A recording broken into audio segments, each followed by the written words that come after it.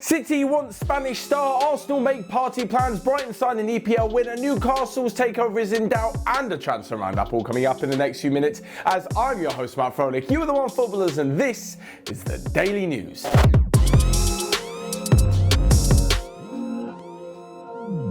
First up, and Manchester City are rather interested in Valencia's Ferran Torres. Now, the 20-year-old winger has certainly been making a splash in La Liga, and City aren't exactly the only top club in Europe who are looking at the player. With 1 year left to run on his contract, it looks like a deal of around 40 million euros could be enough to tempt him away from Valencia and to the Etihad Stadium. Now, for me, when you look at the player, he has got all the hallmarks of being a top-quality signing, and that's before Pep Guardiola even manages to get his hands on him and coach him to a whole new level. Now, he's normally comfortable on the right wing, but also on the left as well. Not only, if he's at right wing, does it mean that Bernardo Silva can move central and take over his namesake David Silva's role, but also he can provide competition on the left wing for Raheem Sterling now that Leroy Sané has joined Bayern Munich. Obviously, Guardiola has quite a difficult task in keeping every single player happy in that position. He's also promised Phil Foden a lot more minutes next season as well. But having said that, the three attacking midfielders that Manchester City play, well, to have six great choices, that's not exactly a bad thing to have. There's Sterling, there'll be Torres if they sign him, Foden, Bernardo Silva, Mahrez.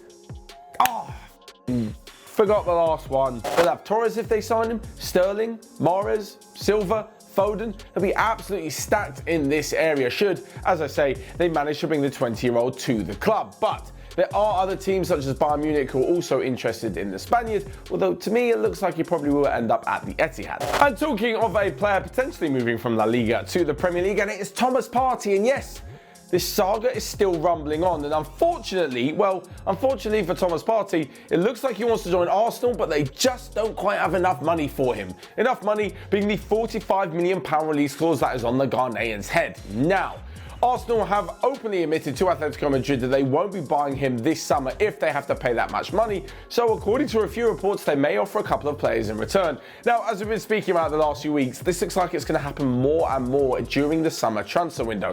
Teams might not have enough money to spend, so they're going to throw in a few players.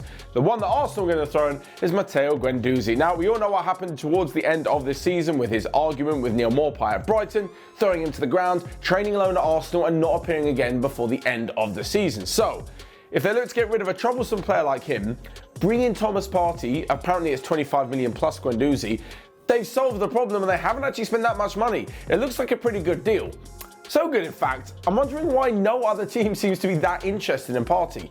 I mean, surely if he's doing what he's doing at Atletico Madrid, he's worth a lot of money and 45 million is a good deal because of his release clause. Arsenal can't be the only ones interested. But from a big money deal to a not so big money deal now, and it's Adam Lallana who has signed for Brighton.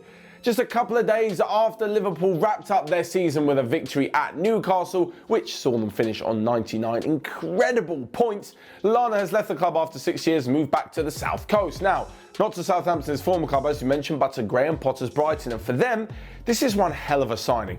You look at his footballing CV, it's incredible what he's won, the games he's played in England International up until 2018 as well. He's still got a few years left at the top level. They've got him on a 3-year contract, and he brings in valuable experience and quality to a squad which at times was often lacking a bit of creativity, with Aaron Moy being the only real outlet. Of course, Pascal Gross and Leandro Trossard were also very, very good players for Brighton, but with Lallana in midfield, maybe they can push on and who knows, even secure a top half finish next season. Personally, I thought Lallana could have played, and no disrespect to Brighton, a little bit higher. There were rumours that Leicester were interested, and maybe a top 6 side could have taken Lallana even as a squad player. I mean, I guess he's going to Brighton because he's going to be guaranteed a lot more playing time, but he definitely still has something to offer.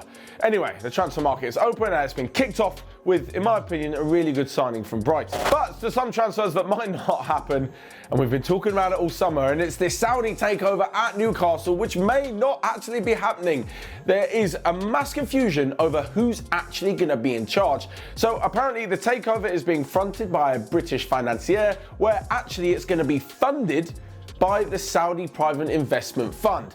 So the Premier League are doing a lot of strenuous tests to see who their new owners are going to be, who the chairman's going to be, all this kind of stuff, and they don't actually know who's going to be in control and who's going to be responsible should things go pear-shaped. What it means for Steve Bruce, who said that he wants a solution and he wants it quickly, and the Newcastle fans, is that they're going to have to wait a little bit longer, although time isn't exactly on their side. Obviously, because of the delay to the Premier League, there's actually only 7 weeks before the 2020-2021 season starts. In that time, they're going to have to push through a takeover, decide whether they're sticking with Steve Bruce as manager. If they're not, bring someone new in, and if they are, look at their plans for next season, then go and identify the players they want to sign, then go and buy them. All within 7 weeks. And if they want to sign quality players who are playing in the Champions League, they'll probably have to wait till they're done with their respective teams, as the Champions League doesn't finish until mid to end of August. Things are getting a little bit tight for Newcastle United. This, though, looks like it is what the club want. According to reports, 97% of the Newcastle supporters club want the takeover to happen.